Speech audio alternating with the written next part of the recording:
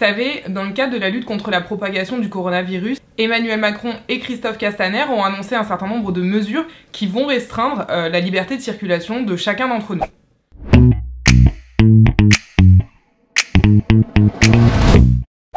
Les mesures sont entrées en vigueur aujourd'hui, donc mardi 17 mars à midi, et dureront jusqu'au 31 mars minimum, donc à l'heure où je vous parle, elles sont d'ores et déjà applicables. Surtout gardez bien en tête que la réglementation évolue très vite, donc ce que je dis là tout de suite, ça peut changer dans 5 jours, ça peut changer dans 10 jours, ça peut changer dans 15 jours.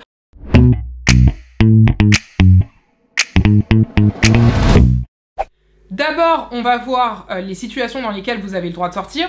Ensuite, les modalités pour que cette sortie puisse se faire, les sanctions que vous encourez, et enfin, je répondrai à un certain nombre de questions que vous m'avez posées sur les réseaux sociaux, des questions pratiques, type est-ce que je peux me marier, est-ce que je peux aller à un enterrement, est-ce que je peux aller faire du sport avec mon enfant, etc. etc.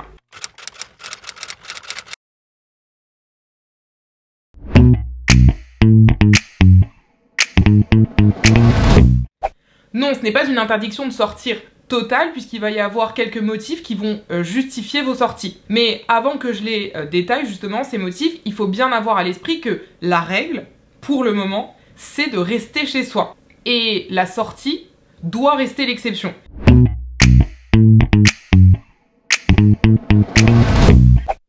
Les motifs justifiant une sortie peuvent être regroupés dans 5 catégories. L'appellation est finalement plus large que si on avait dit que seules les personnes qui ont un métier, une profession indispensable à la vie de la nation, par exemple les pompiers, les forces de l'ordre, les personnels soignants, etc., étaient autorisées à sortir pour des motifs professionnels. Là, c'est pas ce qu'on dit. En réalité, il n'y a pas d'interdiction générale d'aller travailler qui est posée. Et donc, ça veut dire que, évidemment, le télétravail doit être mis en place lorsqu'il est possible, mais dans certains cas dans lesquels soit le télétravail n'est pas possible, soit il y a un motif impérieux qui justifie que vous vous déplaciez sur votre lieu de travail, dans ces cas-là, vous devrez pouvoir vous déplacer, à condition, là encore, de pouvoir justifier que ça a été fait sur la demande de votre employeur. Pour les fournitures nécessaires à l'activité professionnelle, ce serait par exemple une sortie pour aller acheter une imprimante, des cartouches, ou encore du papier parce que vous êtes en télétravail et que vous en avez besoin pour travailler. Ensuite, vous êtes autorisé à sortir pour effectuer vos achats de première nécessité dans les établissements qui sont ouverts au public. Donc ça pourrait être un supermarché, ça pourrait être le boulanger, le boucher, le poissonnier. Sachez d'ailleurs que si vous souhaitez acheter des cigarettes, pour ceux qui ne profiteront pas de ce confinement pour arrêter de fumer, qu'il vous est possible de vous rendre dans des tabac-presse pour acheter des cigarettes puisque les tabac-presse sont autorisés à ouvrir. Donc par exemple, vous devez aller à la pharmacie, vous devez aller à l'hôpital, vous devez aller chez le médecin, vous êtes enceinte, vous devez faire une échographie. Là-dessus, évidemment, c'est pas à moi de dire ce qui est impérieux et ce qui ne l'est pas. Si je m'en remets à ce qu'a expliqué Christophe Castaner, il a dit impérieux, c'est assistance à personnes vulnérables ou déplacement par rapport à la garde d'un enfant. Il n'a pas donné d'autres exemples, mais peut-être y en aura-t-il. Là encore, c'est la pratique et le cas par cas qui vont permettre de répondre à ce type de questions. Conséquences concrètes de ça. En termes de durée d'abord, le déplacement doit être bref. Donc même si vous sortez pour promener votre chien, même si vous sortez pour la pratique d'une activité sportive, vous ne pouvez pas rester 3 heures à vous balader dehors. Ensuite, précision en termes de nombre. Combien est-ce que vous pouvez être à sortir pour la pratique de cette activité physique ou pour sortir votre animal de compagnie? Là, c'est pas compliqué. Vous ne pouvez être que 1. Ce qui veut dire qu'il n'y a pas de balade en groupe, qu'il n'y a pas de pratique sportive en groupe et qu'il n'y a pas de promenade de chien en groupe. On vous considérera en groupe dès lors que vous êtes minimum 2. Donc même pour ceux qui veulent sortir, marcher et faire le tour du pâté de maison, ils ne peuvent le faire que seuls. Troisième précision sur ce point des activités sportives, en termes de lieu. Par définition, vous devez rester dans votre quartier puisque le texte prévoit que la sortie doit être brève. Là encore, c'est pas à moi de poser de règles générales en termes de distance, à vous dire alors du coup 2 km c'est bon, 500 mètres c'est pas bon, etc. Ça va être soumis à l'appréciation des personnes qui vous contrôlent. En tout cas, le ministre de l'Intérieur a parlé de proximité immédiate avec son domicile, donc ça ne fait pas un périmètre très éloigné en réalité. Et n'oubliez pas que comme vous devez indiquer l'adresse de votre lieu de confinement, c'est facile pour les forces de l'ordre de savoir si vous êtes dans votre quartier ou pas. Enfin, dernière précision sur cette catégorie d'exception, en termes de type d'activité. Il s'agit de tout type d'activité physique, donc de la marche, de la course, du vélo. Mais je le répète, votre activité physique doit être proche de votre lieu de confinement et doit être brève. Et par ailleurs, soyez prudent et faites attention à ne pas vous blesser dans votre pratique sportive parce que ce n'est peut-être pas le meilleur moment pour atterrir à l'hôpital.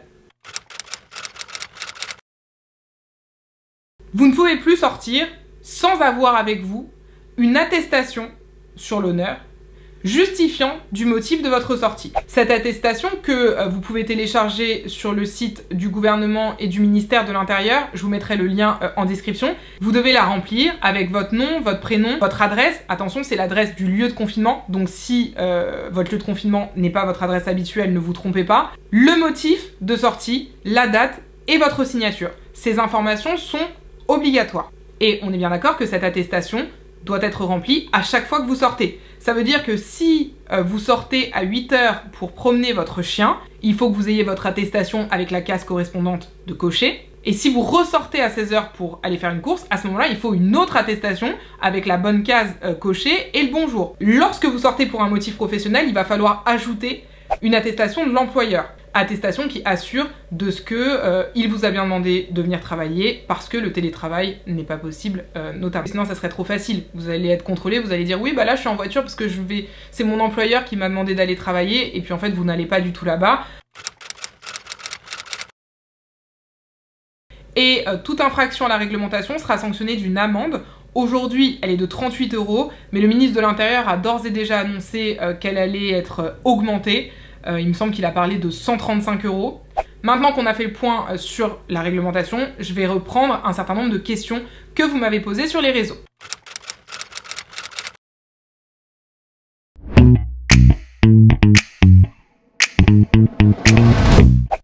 Il n'y a pas d'heure limite à laquelle s'appliquerait cette réglementation. Peu importe l'heure à laquelle vous sortez, vous devez être dans l'une des situations qui est prévue par le décret, vous devez pouvoir justifier d'un motif et vous devez avoir votre attestation que vous sortiez à 23 h, à 4 h du matin ou à 18 h.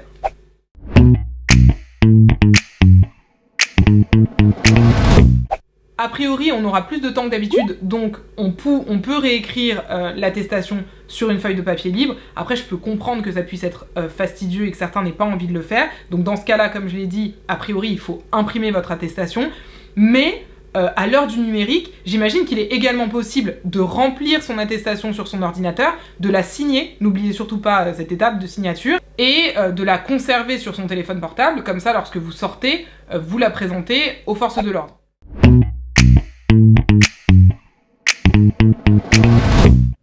Les établissements qui sont autorisés à ouvrir bénéficient d'une faculté, c'est-à-dire qu'ils n'ont pas du tout l'obligation de le faire, et puis ça peut demander une certaine organisation également pour eux.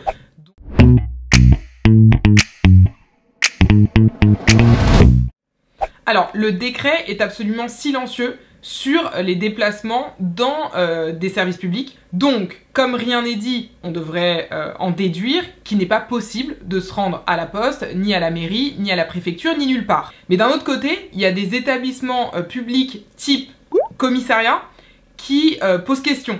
Parce que sur le principe, demain vous vous faites agresser dans la rue la seule fois où vous êtes sorti pour aller faire une course, vous devez pouvoir porter plainte d'une manière ou d'une autre. Mais sur ce point, il n'y a pas eu de précision, donc peut-être que ça viendra dans les heures ou les jours à venir.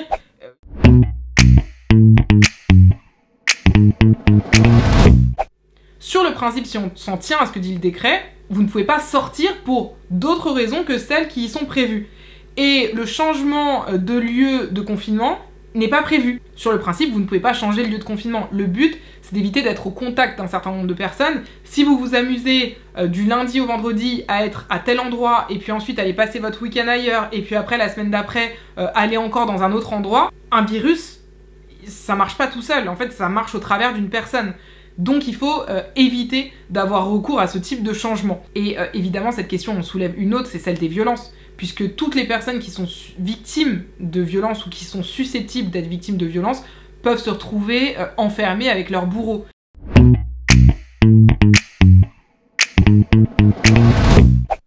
Non, puisque là encore, ça fait pas partie de la liste et pas d'un motif familial impérieux. Donc ça, c'est sûr que non.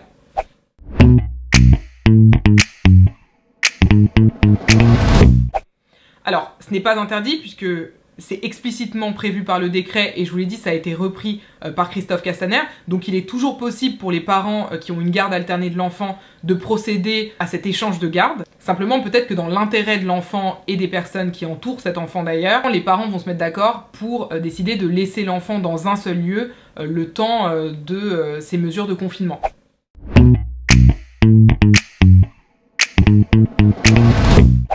Tennis, c'est pas possible, tout simplement déjà parce que les structures sportives sont censées être fermées, et ensuite parce que, comme je viens de le dire, votre sortie doit être brève, vous devez pratiquer votre activité physique seul et à proximité immédiate de votre lieu de confinement.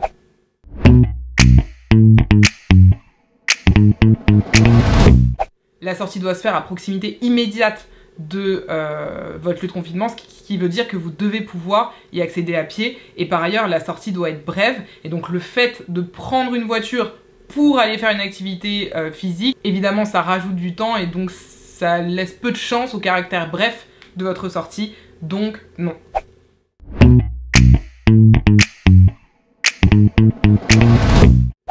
Y aller au titre de votre sortie pour activité physique, oui. Mais entretenir son potager ou jardiner, ça c'est non. D'autant qu'il ne faut pas oublier que vous dites que c'est un jardin partagé.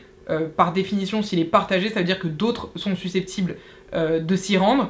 Or, les rassemblements sont interdits. Donc là encore, vous vous exposeriez à une sanction.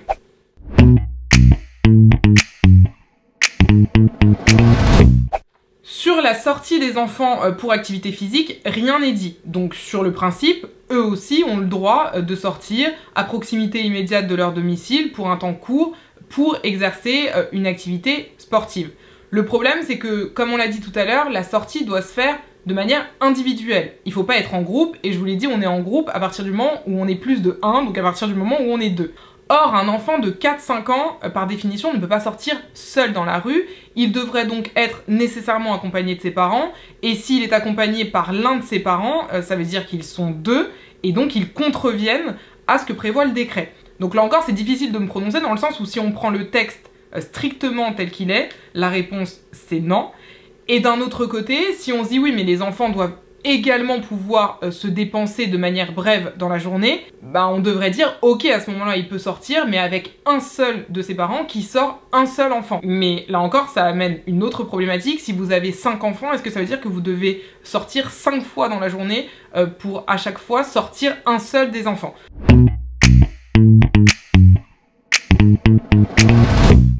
Là encore, la réponse est non. Si vous êtes sur un banc, c'est soit parce que vous pratiquez une activité physique sur ce banc, soit vous n'y êtes pas. Ça ne fait pas partie des exceptions et ce n'est pas une activité physique, donc la réponse c'est non.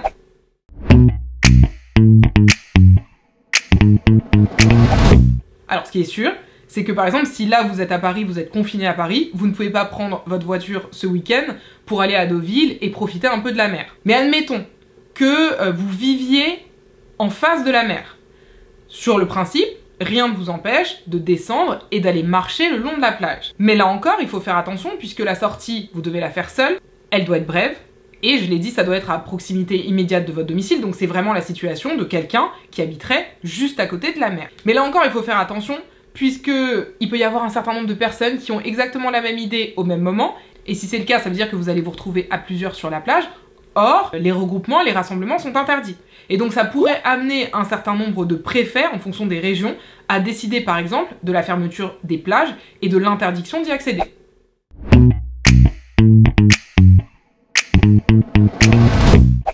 Non, vous ne pouvez pas aller à la messe parce que les lieux de culte, effectivement, peuvent rester ouverts, mais d'abord, ils ne peuvent recevoir que jusqu'à 20 personnes, et ensuite, l'accès à des lieux de culte ne fait pas partie des dérogations qui sont prévues par le décret, ce qui veut dire que si demain vous vous amusez à sortir pour vous rendre à la synagogue, à l'église ou à la mosquée, vous pouvez être contraventionné. La seule question en réalité qui se pose, c'est pour les enterrements, puisque comme je vous dis, il n'y a pas de précision, il n'y a rien qui est dit dans le décret, donc on ne sait pas dans quelle mesure on pourra être autorisé à se déplacer vers un lieu de culte ou vers un cimetière pour un enterrement. Tout ça, j'imagine que ça devrait être précisé dans les prochaines heures ou les prochains jours. Et ce que je vais dire est terrible à entendre pour la téléspectatrice qui pose cette question.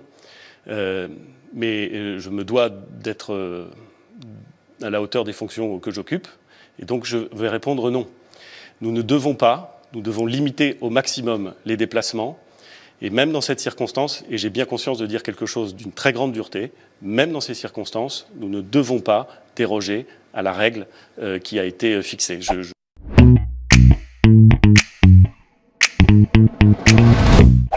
Si vous sortez pour acheter des cigarettes, il faudra cocher la case déplacement pour effectuer des achats de première nécessité, les cigarettes étant considérées comme telles pour le moment.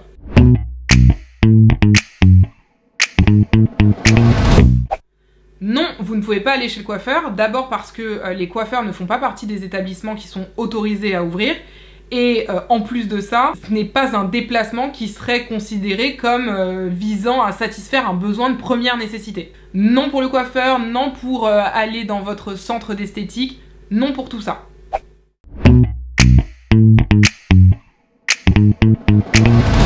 Et il faut pas tout raisonner en termes de sanctions en se disant mais du coup la sanction est trop basse, c'est nul. Oui, c'est vrai qu'une amende plus forte peut inspirer davantage de crainte.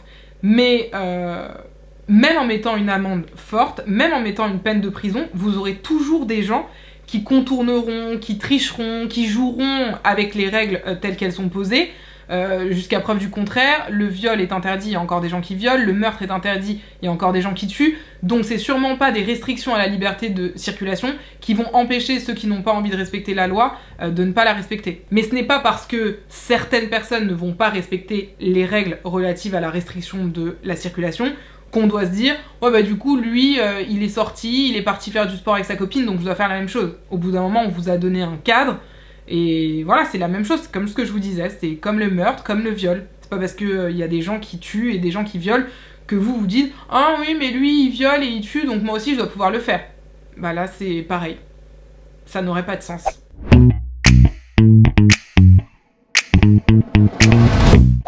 Sur le principe, oui, les sans-abri peuvent être sanctionnés dans le sens où ce sont des citoyens comme les autres. Ensuite, il faut passer à la seconde étape du raisonnement qui consiste à se dire est-ce que l'État met en place des structures permettant aux sans-abri de se confiner? Si oui, alors effectivement, l'État aura fait en sorte que les sans-abri puissent eux aussi se mettre en conformité avec la réglementation et les protéger.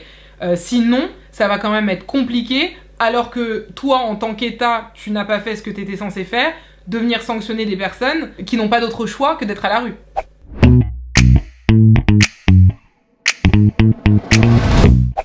En l'état actuel, le décret ne prévoit pas de dérogation possible pour se rendre à son mariage, donc non, il n'est pas possible de se rendre à son mariage la semaine prochaine, et donc en fait il n'est pas possible de se marier en l'état actuel des choses.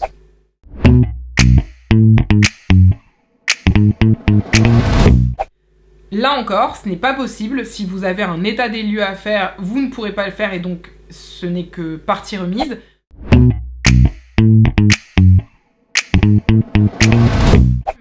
Alors tous les parcs de toute la France ne sont pas fermés, c'est des décisions qui appartiennent à l'autorité locale. Donc par exemple à Paris, Anne Hidalgo a décidé de fermer l'ensemble des parcs et des jardins. Mais ça ne veut pas dire que c'est le cas partout sur le territoire.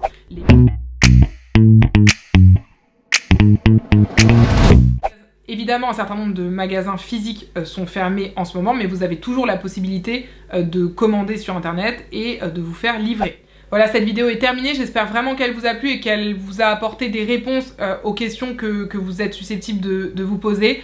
Prenez bien soin de vous, occupez-vous bien et on se retrouve très bientôt pour une nouvelle vidéo.